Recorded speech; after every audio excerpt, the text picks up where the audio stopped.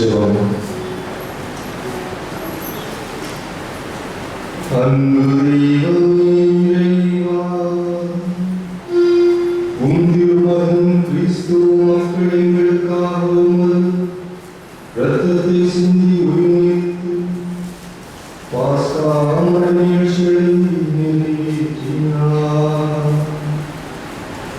அவரது சாவினை சிறப்பாக நினைவு கொண்டாடும் நாங்கள் எங்கள் சிந்தனை சொல் செயலாற்றார் இத்திருவழிபாட்டில் ஆழ்ந்து பங்கேற்க செய்தருளும்.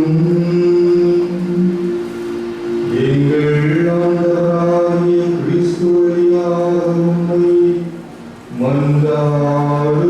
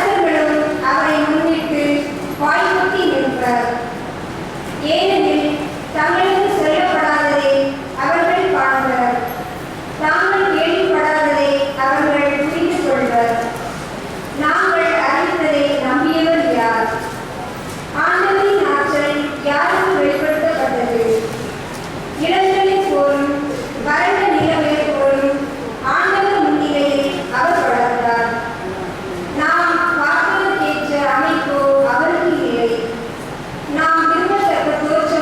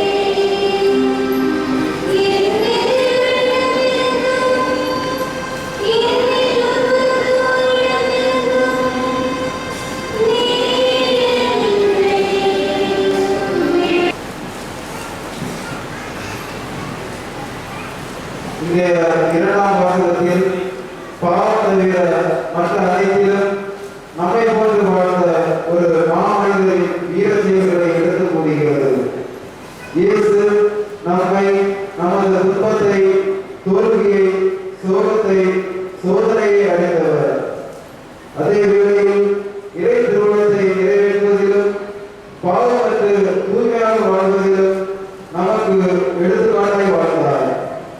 துன்பமானதாலும் இறை திருமணப்படி வாழும் துன்பப்படுகிறவர்களை இயேசுவை போல் அன்பு செய்யவும் அழைப்பு விடுக்கும் தூய பவுலின் இறைத்தவர்களுக்கு செவிமடுப்போம்.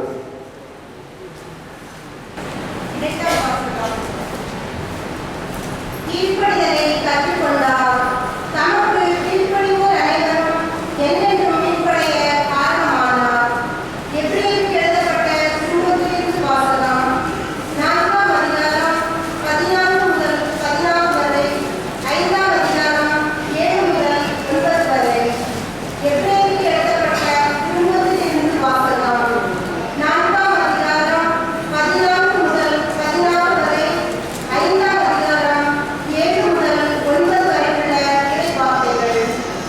வானத்தை கடந்து சென்ற இறைமகனாகிய இயேசுவை நாம் தனிப்பெரும் தலைமைத்துவமாக கொண்டுள்ளதால் நாம் அறிக்கையிடுவதை விடாது கட்டிக்கொள்வோமாக. ஏனெனில் நம் தலைமைக்குழு நம்முடைய கல்வியை கண்டு இரக்கம் காட்ட இயலாதவர் அல்ல. மாறாக எல்லா வகையிலும் நம்மைப் போல சோதிக்கப்பட்டவர், எனினும் பாவம் செய்யாதவர். எனவே நாம் இரக்கத்தை பெறவும் ஏற்ற வேளையில் உதவக்கூடிய அருளை கண்டடையவும் அருள் நிறைந்த இறை அரியணையை துணிவுடன் அணிந்து செல்வோமாக. அவர் இவ்வுலகில் வாழ்ந்த காலத்தில் தம்மை சாவிலிருந்து காப்பாற்ற வல்லவரை நோக்கி உரத்த குரல் எழுப்பி கண்ணீர் சிந்தி மன்றாடி வேண்டினார். அவர் கொண்டிருந்த இறைப்பற்று கலந்த அச்சத்தை முன்னிட்டு கடவுள் அவருக்கு செவிசாய்த்தார். அவர் இறைமகனாய் இருந்தும் துன்பங்கள் வழியே கீழ்ப்படிதலை ஏற்றுக்கொண்டார். அவர் நிறைவுள்ளவராகி தமக்கு கீழ்ப்படிவோர் அனைவரும் என்றென்றும் மீட்படைய காரணமானார். இது ஆண்டவர் வழங்கும் அருள்வாக்கு. அதுவும் சீர்சாவை ஏற்கும் அழகுக்கு கீழ்ப்படிந்து தம்மை தாழ்த்திக் கொண்டார். எனவே கடவுளும் அவரை இன்னுமே உயர்த்தி எப்பெயருக்கும் மேலான பெயரை அவருக்கு அருளினார்.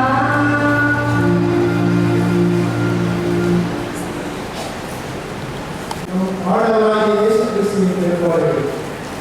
யோவான் எழுதிய திருமுகம் 18ஆம் அதிகாரம் 1 முதல் 19ஆம் அதிகாரம் 42 வரை உள்ள இறைவசனங்கள். இயேசு தம் சீடர்களோடு எதிரே என்னும் நீர்வழியை கடந்து சென்றார். அங்கே ஒரு தோட்டம் இருந்தது. தம் சீடர்களோடு இயேசு அதில் நுழைந்தார். அவரை காட்டிக் கொண்ட யூதாசுக்கு அந்த இடம் தெரியும்.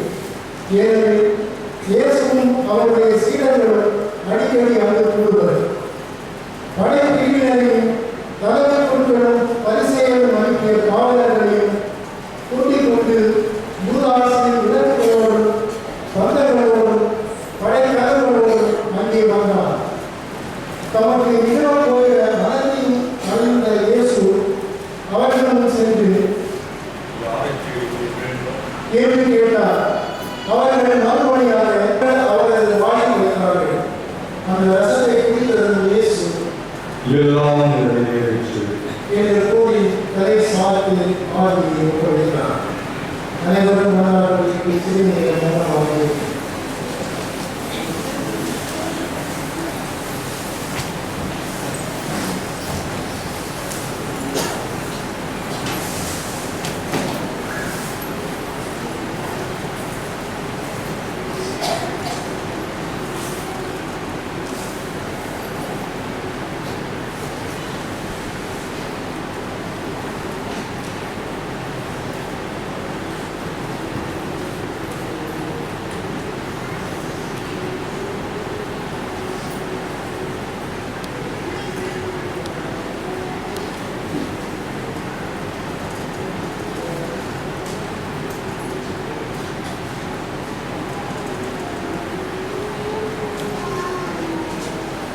அது பாஸ்கா விழாவுக்கு ஏற்பாடு செய்யுள்ளார்.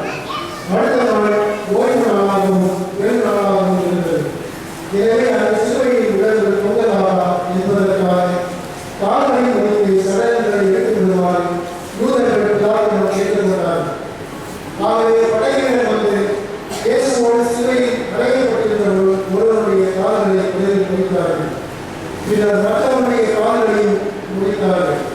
பின்பு அவர்கள் இயேசுவிடம் வந்தார்கள். அவர் ஏற்கனவே இறந்து போயிருந்ததை கண்டு அவருடைய கால்களை முடிக்கவில்லை. ஆனால் படையினர் ஒருவர் இயேசுவின் விழாவை ஈட்டியால் குத்தினார். உடனே இரத்தமும் தண்ணீரும் வடிந்தன. இதை நேரில் நடந்ததை எதிர்த்து சாட்சி. அவரது சான்று உண்மையானது. அவர் உண்மையை கூறுகிறார் என்பது அவருக்கு தெரியும். நீங்களும் நம்ப வேண்டும் என்பதற்காகவே அவரை கூறுகிறார். எந்த எதுவும் முறைப்படாது என்று வரையும் வாக்கு இவ்வாறு நிறைவேறியது. மேலும் தாங்கள் குடும்பத்தியவரை முற்றுவார்கள் என்ற வரையும் கூறுகிறது. கலிலேயா ஊரை சேர்ந்த யோசேப்பு என்பவர் இயேசுவின் சீடர்கள் ஒருவர். யூதருக்கு அஞ்சியதால் தம்மை சீடர் என்று வெளிப்படையாக காட்டிக்கொள்ளாதவர். அவர் இயேசுவின் உடலை எடுத்துக் கொண்டு போக பிலாத்துவிடம் அனுமதி கேட்டார். பிலாத்துவும் அனுமதி கொடுத்தார். யோசேப்பு வந்து இயேசுவின் சடலத்தை எடுத்துக் கொண்டு போனார். முன்பு ஒருமுறை இரவில் இயேசுவிடம் வந்த நிக்கோதேமு என்பவரும் அங்கு வந்து சேர்ந்தார். அவர் வெள்ளை கோலமும் சந்தனத்தோடு தனது ஏறக்குறைய 30 கிலோகிராம் கொண்டு வந்தார். அவர்கள் இயேசுவின் உடலை எடுத்து யூத அடக்குமுறைப்படி நரவான பொருட்களுடன் துணிகளால் சுற்றி கட்டினார்கள். அவர் சிலுவையில் அறையப்பட்டிருந்த இடத்தில் ஒரு தோட்டம் இருந்தது. அங்கே புதிய கல்லறை ஒன்று இருந்தது. அதுவரை யாரும் அடக்கம் செய்யப்படவில்லை. அது பாஸ்கா விழாவுக்கு ஆயத்த நாளாக இருந்ததாலும் அக்கல்லறை அருகில் இருந்ததாலும் அவர்கள் இயேசுவை அதில் அடக்கம் செய்தார்கள். சிலுவை தியாகத்தின் அடையாளம் என்ற மையத்தை நாம் செய்கிறோம். சிலுவை தியாகத்தின் அடையாளம். குழந்தைகளிடம் போய் கருணை என்று உண்டு, அதெல்லாம் என்ன அப்படின்னு கேட்டா, கருணையா, கருணை கிழக்குதான் கேள்விப்பட்டிருக்கிறேன், கருணை என்றால் என்ன தெரியவில்லை என்று சொல்லிடுவார். அதே போல தியாகம் என்றால் என்ன என்று கேட்கிற பொழுது கூட பல பேருக்கு உண்மையிலே தியாகம் என்றால் என்ன என்று சொல்லக்கூடிய அளவிற்கு அறிவும் அனுபவம் இல்லை என்று நாம் பல நேரங்களிலே புரிந்து கொள்வோம். ஒருவன் ஒரு பெண்ணை காதலித்து திருமணம் செய்து கொள்கிறார்.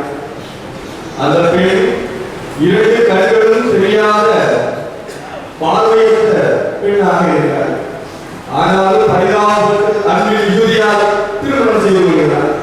எப்படியாவது தன்னுடைய மனைவிக்கு நல்ல கண்பார்வை கிடைக்க வேண்டும் என்று அவன் சந்திக்காத மருத்துவர்கள், அவன் கேள்விப்படாத எந்த ஒரு மருத்துவ முறையும் அல்ல, எல்லா விதமான மருத்துவ முறைகளையும் அவன் பார்க்கிறார்.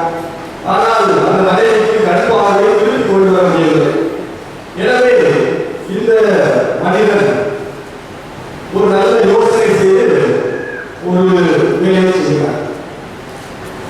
அந்த மனைவிக்கு கண்பார்வை வருகிறது. மனைவி கண்ணை திறந்து பார்க்கிறார்கள். என்ன பரிணாமம்! அந்த கணவருக்கும் 2 கண்கள். ஒரு குருடமா 2 கண்கள் இல்லாத பெண்ணை திருமணம் செய்து கொண்டிருக்கிறார் என்று அவர் தன்னை நினைத்துக் கொண்டார். பார்ப்பதற்கு அவ்வளவு அழகாக இருக்கிறது. ஒரு குருடனுடைய வாழணும் என்று அவர் தன்னுடைய சொல்லிக் கொண்டார்.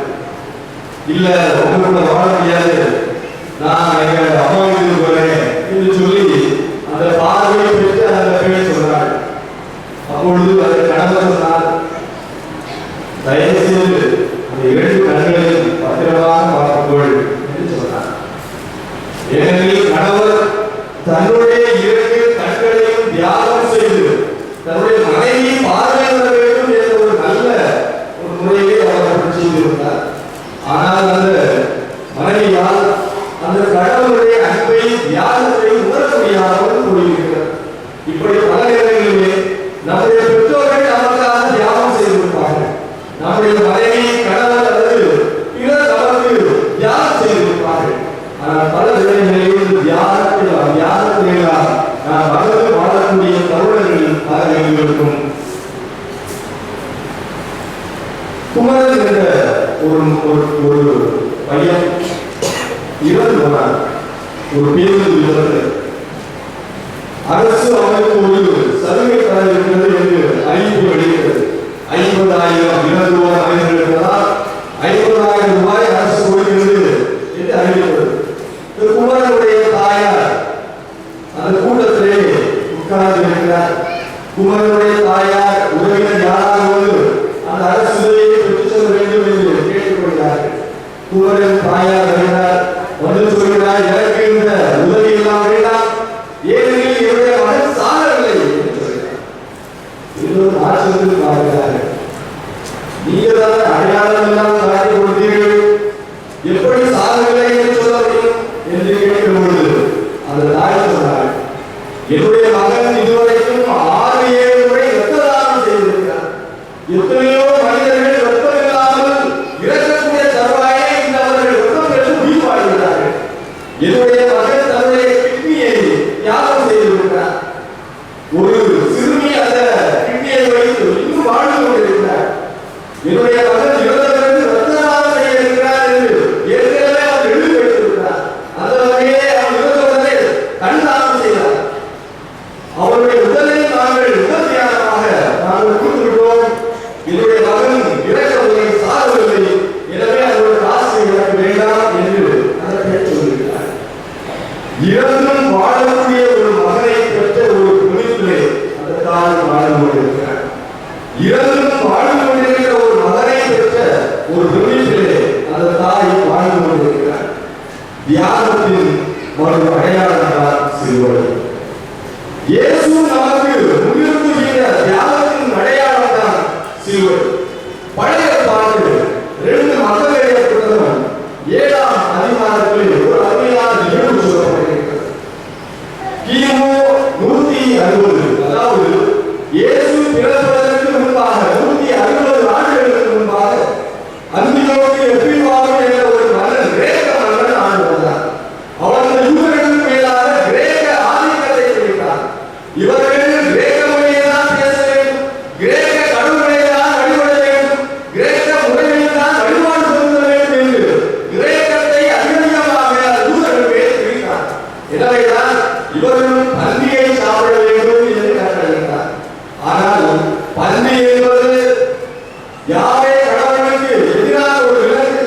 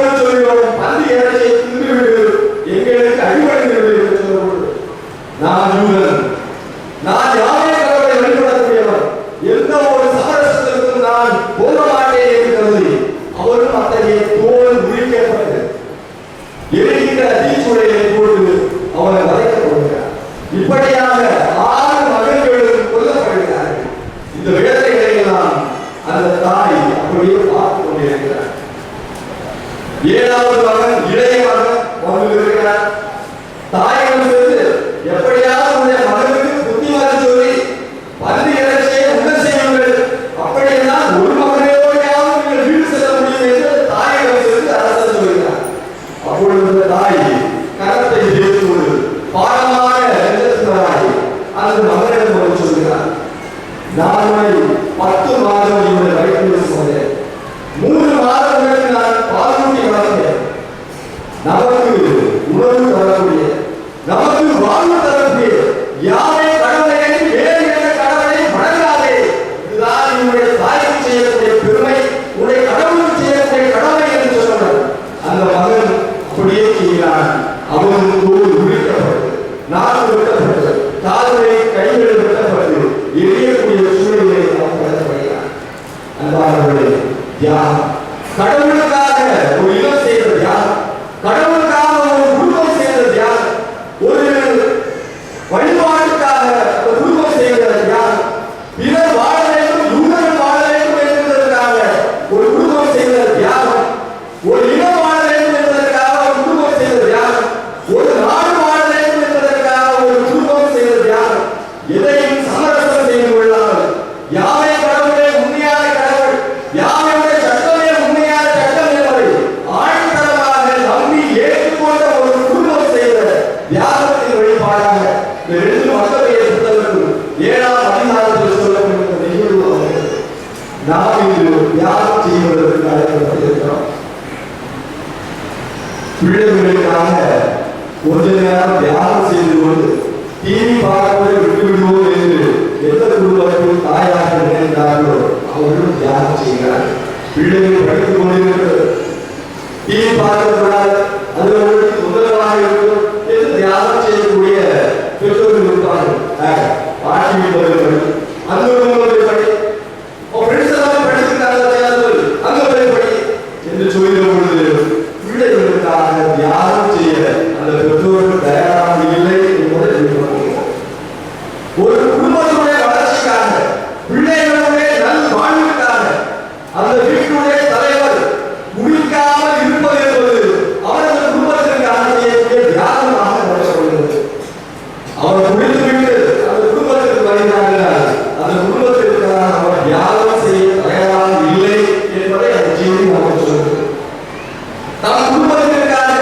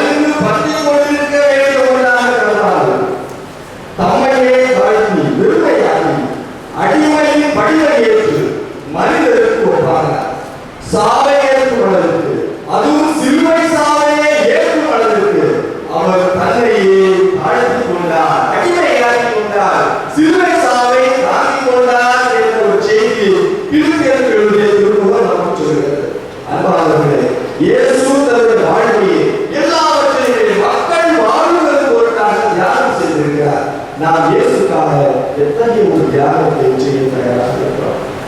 இந்த அருமையான புனித வெள்ளி நாளிலே இயேசு நமக்காக தன்னுடைய வாழ்நாளில் எல்லாவற்றையும் தன்னுடைய உயிரையே தியாகம் செய்திருக்கிறார். நாம் அவருக்காக எந்த தியாகத்தை செய்ய போகிறோம் என்ற ஒரு செய்தியை தான் நாம் இன்று சிந்திக்கிறோம். நம்முடைய குடும்பத்திலே நாம் உண்மையிலேயே பிள்ளைகளை அன்பு செய்கிறோம் என்றால் நம்முடைய குடி பழக்க வழக்கத்தை பிள்ளைகளுக்காக தியாகம் செய்கிறோம். நாம் நம்முடைய குடும்பத்திலே இருக்கக்கூடிய மனைவி உற்றார் உறவினர்களை மதிக்கிறோம், அன்பு செய்கிறோம் என்றால் நம்முடைய போதை பழக்க வழக்கங்களில் இருந்து நாம் அவற்றையெல்லாம் தியாகம் செய்வோம். நாம் நம்முடைய உற்றார் உறவினர்கள் குடும்பங்களை அன்பு செய்கிறோம் என்றால் நாம் நம்முடைய நேரங்களை குடும்பத்திற்காக தியாகம் செய்வோம். நாம் நம்முடைய குடும்பத்தை அன்பு செய்கிறோம் என்றால் நாம் நம்முடைய குடும்பத்தை உண்மையிலே மதிக்கிறோம் என்றால் நாம் நம்முடைய குடும்பத்திற்காக வாழ்வையை கையளிக்கிறோம் என்றால் நாம் நம்முடைய தீய பழக்க வழக்கங்களை குணங்களை தியாகம் செய்வோம். எத்தனையோ மனிதர்கள் கெட்ட வார்த்தைகளை பயன்படுத்துகிறார். பிள்ளைகள் அதை பார்க்கிறார், அப்படியே அவர்கள் அதை உணர்ந்து கொள்கிறார்கள். தீமையை அவர்கள் அதிகமாக வேகமாக உணர்ந்து கொள்கிறார்கள். நன்மைக்கு சார்ந்து வரக்கூடிய பெற்றோர்களாக நாம் இருப்போம். அதுதான் நாம் பிள்ளைகளுக்கு செய்யக்கூடிய உயர்ந்த ஒரு தியாகமாக இருக்கிறது. என்னுடைய பிள்ளைகளுக்கு முன்பாக நான் பீடி சிகரெட் குடிக்க மாட்டேன், தண்ணி அடிக்க மாட்டேன் என்ற ஒரு முறையை அதை தியாகம் செய்வோம். அப்பொழுதுதான் அதுதான் பிள்ளைகளுக்கு நாம் கற்றுத்தரக்கூடிய தியாகத்தின் அடையாளம் என்பதை நாம் உணர முடியும். இயேசு வாழ்வுதான் கற்றுக் கொடுத்தார். சிலுவை சாலை ஏற்கிற வழியிலே சிலுவை சாலை ஏற்றுக்கொண்டு அவர் உலகிற்கு சொல்லி காட்டியதுதான், நான் இவற்றை எல்லாம் உங்களுக்காக செய்கிறேன், நீங்கள் எனக்காக எப்படி தியாகத்தை செய்வீர்கள்? அனைவரும் அமர்ந்து கொள்வோம். நம்முடைய திருச்சபைக்காக, திரு தந்தைக்காக, திருமணம் பெற தயாரிப்பு செய்வோருக்காக, திருச்சபையில் பல்வேறு நிலையுள்ளவர்களுக்காக, கிறிஸ்துவரின் ஒற்றுமைக்காக, யூத மக்களுக்காக, கிறிஸ்துவில் இன்னும் விசுவாசம் கொள்ளாதவர்களுக்காக, கடவுளின் நம்பிக்கை இல்லாதவர்களுக்காக, நாடுகளில் வாழ்வோர்களுக்காக, துன்புறுவோர்களுக்காக சிறப்பாக இன்று நாம் மன்றாட இருக்கிறோம். இந்த பக்தி முயற்சியை நாம் பக்தியோடு பங்கேற்கிறோம். தூய திருச்சபைக்காக மன்றாடுவோம். அன்பு சகோதரர்களே, சகோதரிகளே, இறைவனின் புனித திருச்சபைக்காக மன்றாடுவோம். நம் இறைவனாய் ஆண்டவர் திருச்சபைக்கு அமைதியும் ஒற்றுமையும் அளித்து அதனை பேணி காக்க வேண்டும் என்றும், நாம் கலக்கமின்றி அமைதியான வாழ்வு நடத்தி எல்லாம் வல்ல இறை தந்தையை மகிமைப்படுத்த நமக்கு அருள் புரிய வேண்டும் என்றும் மன்றாடுவோம்.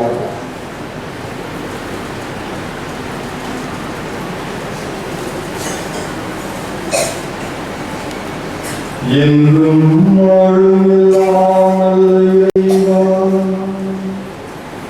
கிறிஸ்து வழியாக உமது ஆட்சியை உலக மக்களுக்கெல்லாம் வெளிப்படுத்தினீர். நீர் இரக்கத்துடன் ஏற்படுத்திய திருச்சபையை பேணி காத்து உமது உலகத்தோடு அன்பிலும் விசுவாசத்தை கொண்டு வாழ உமது திருப்பெயரை புகழ்வதை திருக்க செய்தருளும். எங்கள் ஆண்டவராகிய கிறிஸ்து வழியாக உம்மை மன்றாடுகின்றோம்.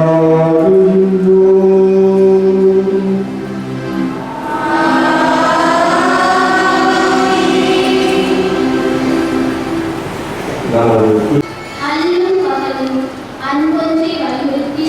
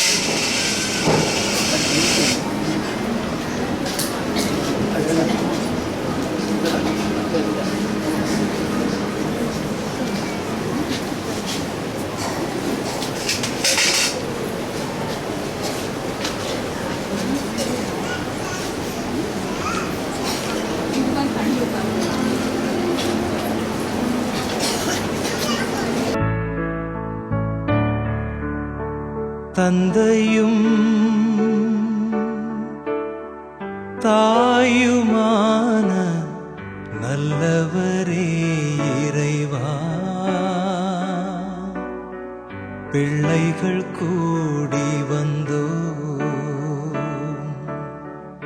எந்த இனம் என்ன குலம் என்று யாமறியோம் தந்தாய். பிள்ளைகளாகி நின்றோ இங்கு வாரும் வல்லமையோடு வரங்களை தாரும். எங்கள் பூமி புதுமை காணும், மனிதம் உயர்வு பெறும். எங்களுக்கு தீமை செய்தோர்களை மன்னிக்கும் மனம் வளர்த்தோ, அன்புடன் அரவணைத்தோ.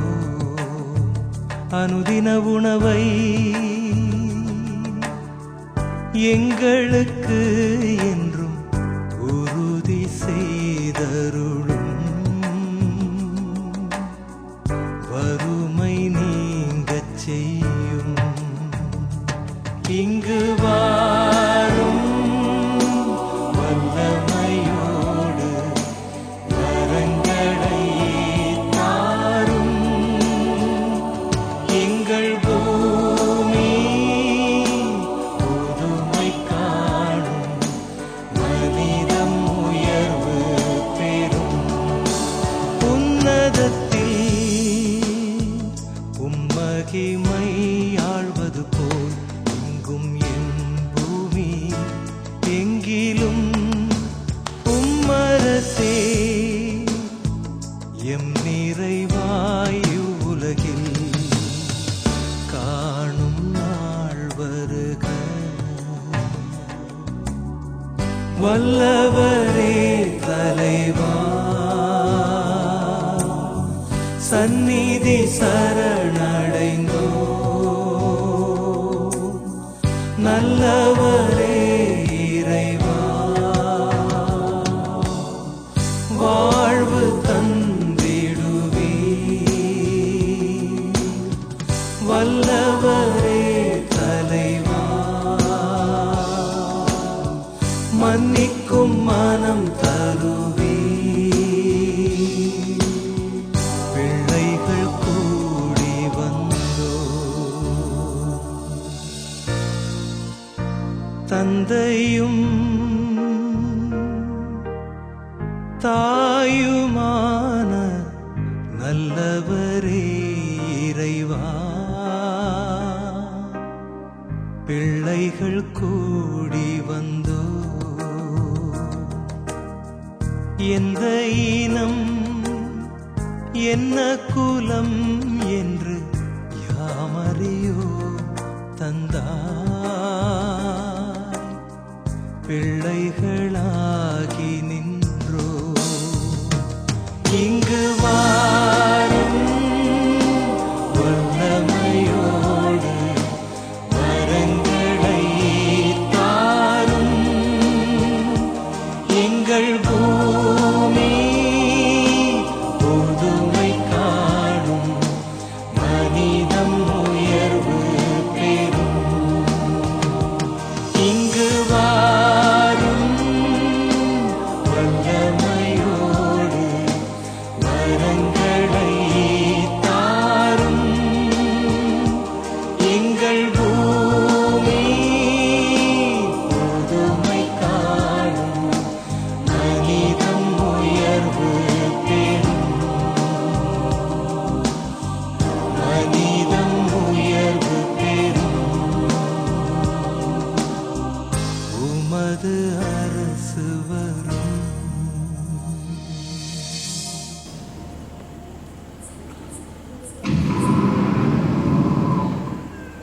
இயேசுநாதர் சுவாமி பாடுபட்ட 5ஆம் நிலை.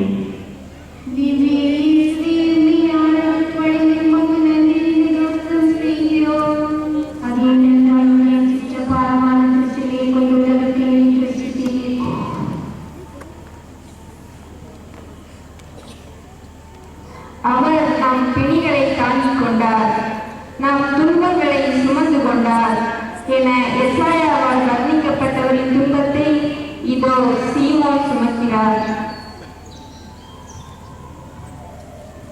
நெடுந்தோறும் நடந்துவிட்ட களைப்பு, உச்சியை கிழக்கிற வெயில், அடிபட்டு அடிபட்டு நைந்து போன உடல், விழுந்து விழுந்து புண்ணாகி போன கை கால்கள், வழிகளில் சிந்திவிட்ட குருதி, இனியும் சிலுவையை தாங்குகளோ அவர்கள் உடலில் இல்லை. அன்று காற்றை கடிந்து கடலை அடக்கியவர் படுக்கையை எடுத்துக்கொண்டு எழுந்தனர் என்று கட்டளையிட்டவர், உன் ஆணையின் விழிவை தொட்டாலே போதும் குணமடைவே என்றால் உறுதி. இன்று அவர் தள்ளாடும் வேலையிலே தாங்கி பிடிப்பார் கூட யாரில்லை. சொல்வதற்கு இன்னும் நெடுந்தோறும் செல்ல வேண்டும். அதற்குள் அவர் கிளம்பிவிட்டார். இதோ வழிபோக்கான சீமோன் உதவும்படி கட்டாயப்படுத்தப்படுகிறான்.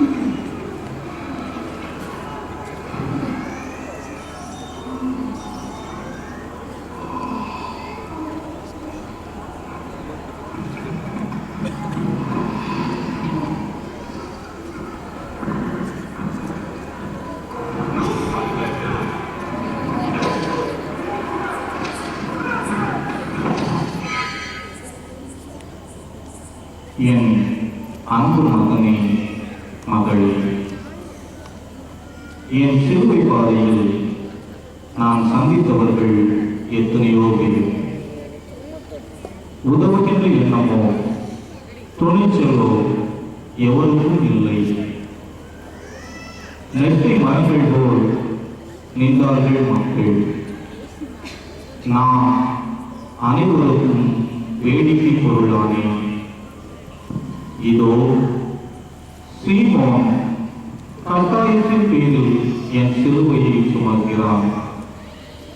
இது உத்தரவால் வந்த உதவி, உள்ளத்தால் வந்ததல்ல. எனினும் அவன் என் பாடுகளில் பங்கேற்றவனாயினான். பிறப்படுகின்ற துன்பங்களில் வேடிக்கை பார்ப்பவர்கள் கட்டாயத்தின் பேரில் பிறருக்கு உதவுபவர்கள் எல்லாம் இந்த சீமானை போலவே இருக்கின்றார்கள். தேவையிலிருந்து பிறருக்கு உதவுகிற போதெல்லாம் நீங்கள் எனக்கே உதவுகிறீர்கள் என்பதையும், நல்ல சமாளியின் போல் மனமோடு செய்கிற உதவியே உண்மையான உதவி என்பதையும் புரிந்து கொள்ளுங்கள்.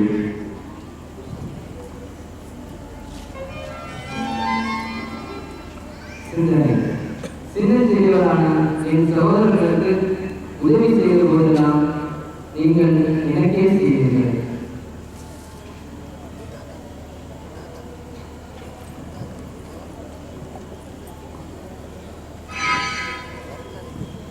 ஜெபம். எங்கள் அன்பு தெய்வமே இறைவா, திறன்படுகின்ற துன்பங்களில் நாங்கள் வெறும் பார்வையாளர்களாக இல்லாமல் மனம் வந்து அவர்களுக்கு உதவுகின்றவர்களாக எங்களை மாற்றும். பிரதிபலனை பாராமலும் இடையூறுகளை பொருட்படுத்தாமலும் உதவிகளை செய்கின்ற பாரா மனதை எங்களுக்கு தந்தருளும். எங்கள் பேரி தயவாயும் சுவாமி, எங்கள் பேரி தயவாயும், எங்கள் பேரி தயவாயும் சுவாமி, எங்கள் பேரி தயவாயும். சமாதானத்திலே பாடுபடுவது விதிகளை வாங்காத வாங்கலை குமாரமற்ற பாடுகளை காரணம் என்று பதிவு செய்திருக்கிறான்.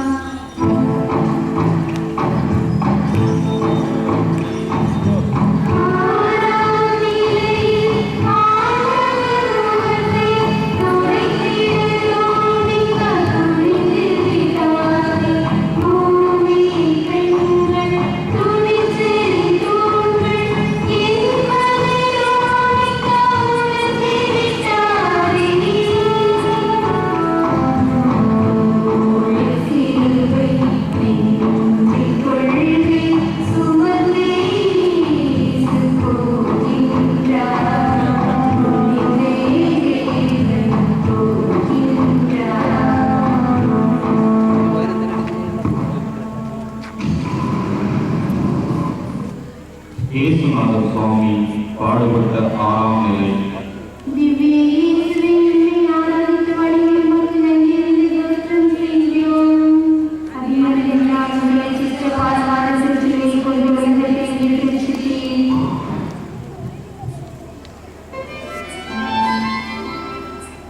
காலையில் நடந்து வந்த மக்கள் பேரொளியை கண்டார்கள் என எசாயாவால் போற்றப்பட்ட முகம் இதோ இரத்தமும் குருதியும் படிந்ததாய் காணப்படுகிறது. வெரோனிகா எனும் பெண் அதை துடைக்க வருகிறாள். உலகினத்தாருக்கு இருளகத்து மொழி என்று சிகியோன் தீர்க்கதரிசி கண்டு மகிழ்ந்த முகம். ஆயிரக்கணக்கான மக்களுக்கு ஆறுதல் அளித்து அன்பால் தீர்த்த முகம். மரத்தின் மீது ஏறி என்று சர்க்கையில் கண்டுகளித்த முகம் எச்சில் உணரப்பட்டு உறுதிப்படுத்ததாய் காணப்படுகிறது. கரைபடித்த முகத்தை துடைக்க வருகிறாள் வெரோனிகா. அடிமை பொருளாய் பெண்கள் நடத்தப்பட்ட காலம் அது.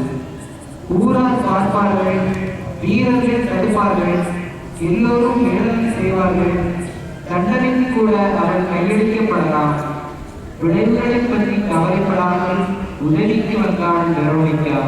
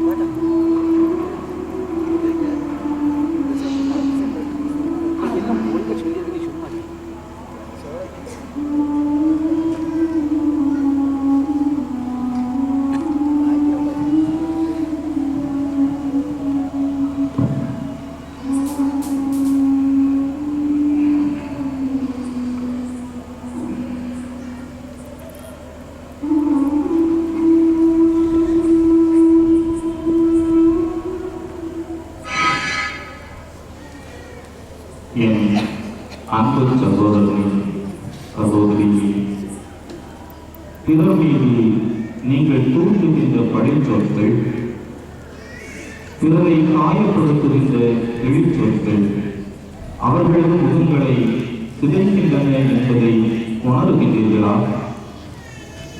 காயப்பட்ட மனமும் கரைப்பட்ட முகமும் ஒன்றுதான். பிறரை நீங்கள் கழகப்படுத்தும் செயல்கள், பிறர் பற்றி நீங்கள் பரப்புகின்ற பொய்யுரைகள் அவர்களை கொலை செய்வதை விட கொடியவை என்பதை உணருங்கள். கலங்கப்பட்ட முகங்களை நீங்கள் துடைக்கிற போது, கொடைகளை உழைத்து நீதியின் பக்கம் நீங்கள் நிற்கின்ற போது, நீங்களும் வெரோனிகாவாக மாறுகிறீர்கள்.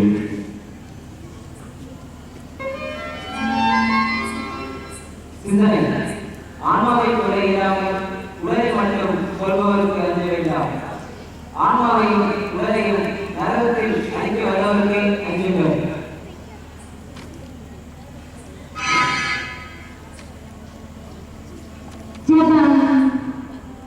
எங்கள் மீட்பராகிய இயேசுவே, பிறர் மீது பழிச்சொற்களையும் இழிச்சொற்களையும் கூறி அவர்கள் முகங்களை சிதைக்காத நல்ல மனதை எங்களுக்கு தந்தரும். சுயநலங்களை உடைத்து எப்போதும் நாங்கள் நீதியின் பக்கம் நிற்கவும், பெண்களை நாங்கள் அடிமை பொருளாய் கருதாமல் மதிப்பளித்து நடக்கவும் எங்களுக்கு வரவருவோம்.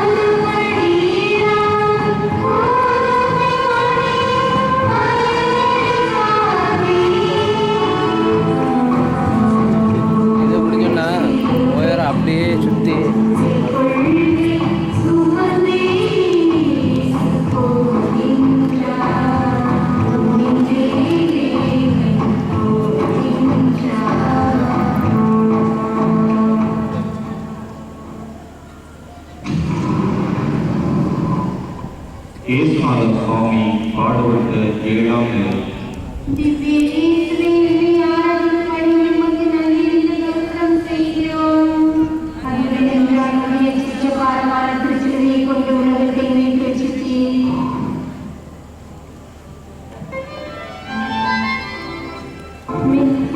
மெஸ்ஸியா என்றும் யூதர்களின் அரசர் என்றும் போற்றப்பட்ட இயேசு தாவீதின்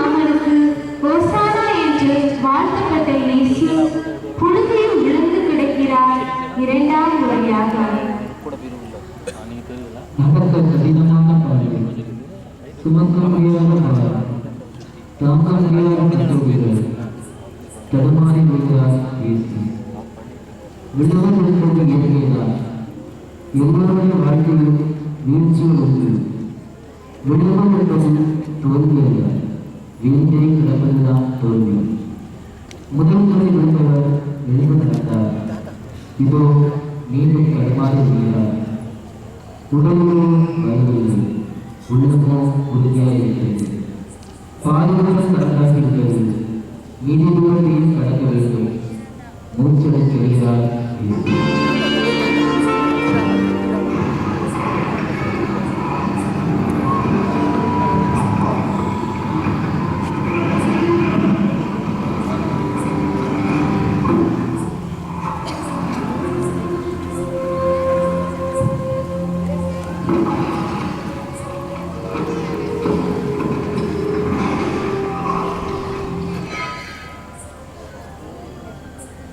என் அன்பு சகோதரனே, சகோதரி, நல்லதை செய்ய நினைப்பவர் வாழ்க்கையில் எத்தனை சிலுவைகள், மனமுடைந்து போகச் செய்கின்ற இன்னல்கள்,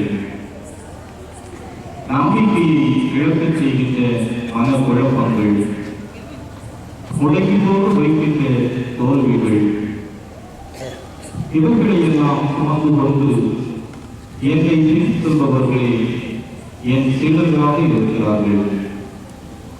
ஆனால் நீங்களோ பணம் ஒன்றையே குறிக்கோளாக கொண்ட பண்பற்ற செயல்கள், பாவ நாட்டத்தை தூண்டுகின்ற தீய பழக்க வழக்கங்கள், மயங்கி திறந்து வைக்கின்ற புகழ் போதைகள், பதவி ஆசைகள், இறை விசுவாசத்தை தகர்க்கின்ற மூட நம்பிக்கைகள், இவைகளெல்லாம் வீழ்ந்து கிடக்கின்றீர்கள். இவ்வாறு நீங்கள் வீழ்ந்து கிடக்கின்ற வேளை எழுந்து நடக்க என்றாலும் முயற்சி செய்வதுண்டா? தவறி விழுவது பாவம் அல்ல, வீழ்ந்தே கிடப்பதுதான் பாவம். இதை உணர்ந்து கொள்ளுங்கள்.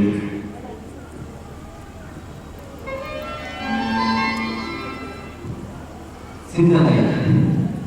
உங்கள் மனம் ஆர்வமுடையதாய், ஆனால் உங்களுடனோ வலுவற்றது. எனவே சோதனைக்கு உட்படாதபடிக்கு இறைவனால் ஜெபிக்கிறேன்.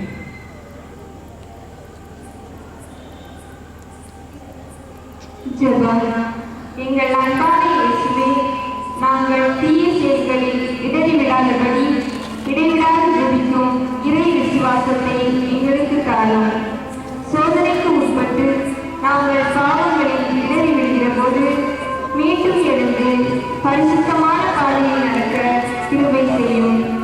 நற்செய்தி புரிவதில் எங்களுக்கு வரும் இன்னல்களில் நாங்கள் மனமுடைந்து போகாமலும், குழப்பங்களில் நம்பிக்கை இழக்காமலும், வீழ்ச்சிகளில் நாங்கள் சாய்ந்து போகாமலும் இருக்க எங்களுக்கு வரவரும்.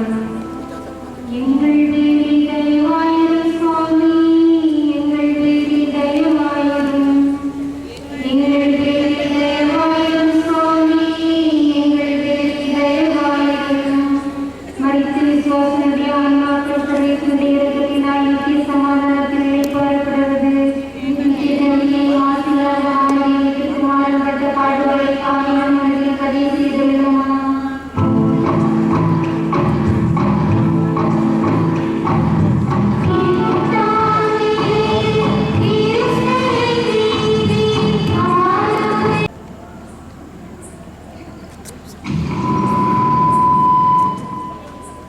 இயேசுநாதர் சுவாமி பாடுபட்ட எல்லாம் நிலை.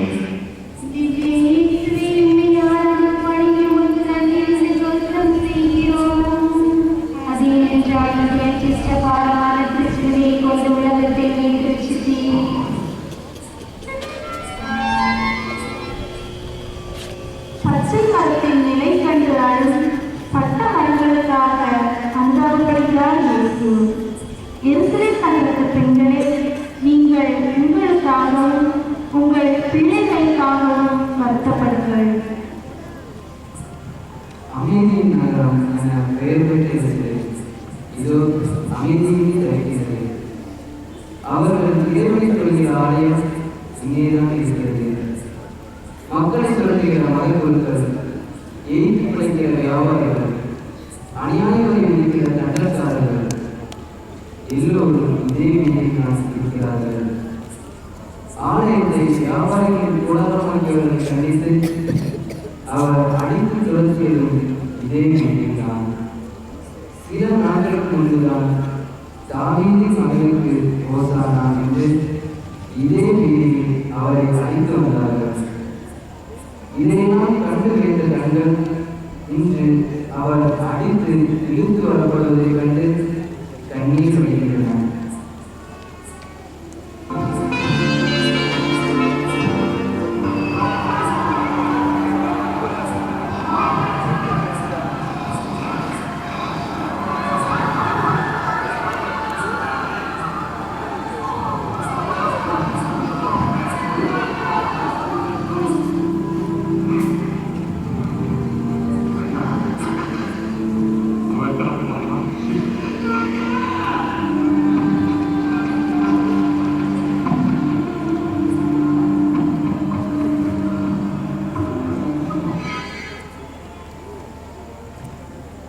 என் அன்பு பிள்ளைகளே,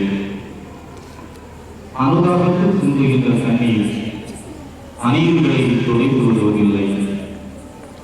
சொல்லை விட செயலே வலிமையானது. உங்கள் செயல்களால் உங்கள் அன்பையும் அனுதாபத்தையும் வெளிப்படுத்துங்கள். என்னருமை பெண்களே, நீங்கள் என் பொருளுக்கு கண்ணீர் உழைப்பாதீர்கள். 1000 ஆண்டுகளாக அடிமைப்பட்டு கிடக்கும் உங்கள் அடிமைத்தனத்துக்காக வருத்தப்படுங்கள்.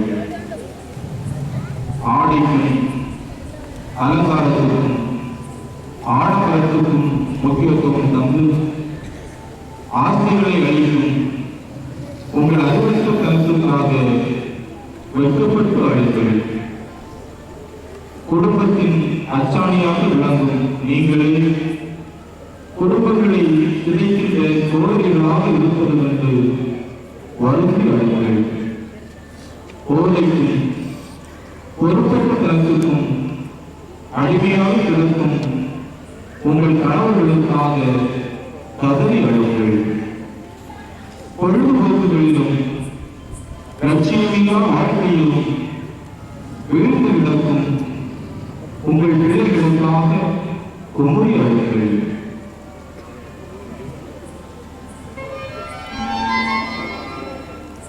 சிந்தனை உறுதியாக உங்களுக்கு சொல்கிறேன். நீங்கள் அழுங்கள், உணர்வீர்கள், அப்போது உலகம் அழியும். நீங்கள் துயரீர்கள், ஆனால் உங்கள் துயரம் மகிழ்ச்சியாக மாறும். ஜெபம். எங்கள் மீட்பராகிய இயேசுவே, எங்கள் தவறுகளை கண்டுணர்ந்து அவற்றுக்காக வருந்தி அடைகின்ற மனநிலையை எங்களுக்கு தாரும். துன்பப்படுகிறவர்களைக் கண்டு நாங்கள் கண்ணீர் மட்டும் வடிக்காமல் அவர்களது துயர் குறைக்கின்ற கருவிகளாக செயல்படுகின்ற ஆற்றலையும் நல்ல மனதையும் எங்களுக்கு தந்தருளும். எங்கள் பேரில் தயவாயிரும் சுவாமி, எங்கள் பேரில் தயவாயிரும். எங்கள் பேரில் தயவாயிரும் சுவாமி, எங்கள் பேரில் தயவாயிரும். மறித்திருக்கிறவர்களுடைய ஆன்மாக்களை சதேச நேரத்தில் சமாதானத்தில் பாடுபடுவது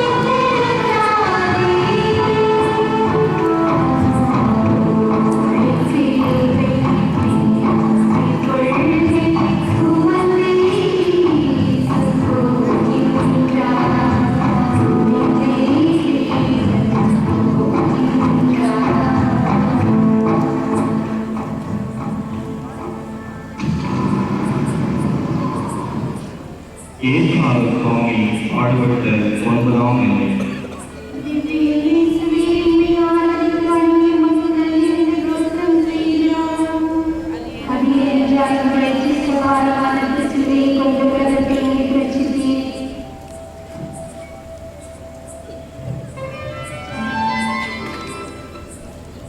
துணிவுடன் இருங்கள், நான் உலகின் மீது வெற்றி கொண்டு விட்டேன் என்றவர் இதோ மூன்றாம் முறையாக இடறிவிடுகிறார். இதோ அலைமுகத்தில் நெருங்கிக் கொண்டிருக்கிறார் என்று சிலுவை பாதத்தின் வேதனை பலமடங்காகிறது. நரம்புகளில் இரத்த ஓட்டம் குறைந்து போயிற்று. கண்கால்கள் வலுவிழந்து விட்டன. நோயாளிகளையும் ஊனமுற்றவர்களையும் தொட்டு குணமாக்கிய கைகள் செயலிழந்து விட்டன. சோர்ந்து விடுகிறார் இயேசு. இயேசுவின் மீட்பு பயணத்தில் இது மூன்றாவது நிகழ்ச்சி. மனித பலவீனம் அவரை விழச் செய்கிறது. தெய்வமோ அவரை மீண்டும் விழச் செய்கிறது.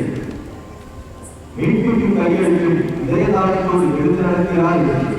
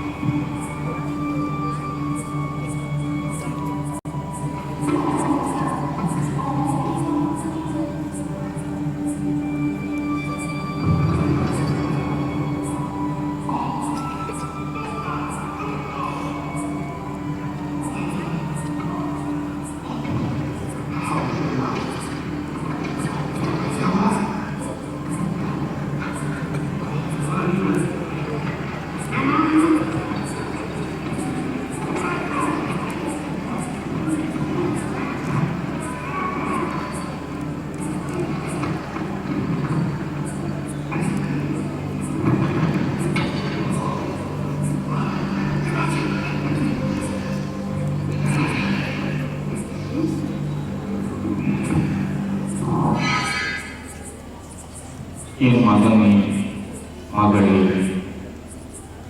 தரையில் விழுந்த விதை முளைத்து எழுவதைப் போல எத்தனை முறை விழுந்தாலும் நான் எழுந்திருக்கிறேன்.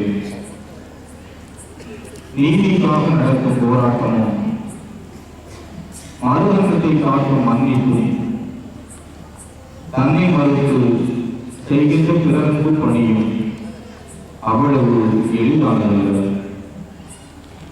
இவை அத்தனையிலும் தடுமாற்றமும் வீழ்ச்சியும் வரத்தான் செய்யும். ஆயினும் லட்சியத்தில் உறுதியுள்ளவர்களை எதுவும் நிரந்தரமாக வீழ்த்தி விடுவது இல்லை. உண்மை, நீதி, அன்பு, சமத்துவம், சகோதரத்துவம் இவையே எனது லட்சியங்கள். இவற்றுக்காக எத்தனை முறை விழுந்தாலும் நான் எழுந்து நடந்து கொண்டுதான் இருப்பேன். இந்த லட்சியங்களுக்காக நீங்களும் என்னை பின்தொடர்ந்து இறுதி வரை நடப்பீர்களா?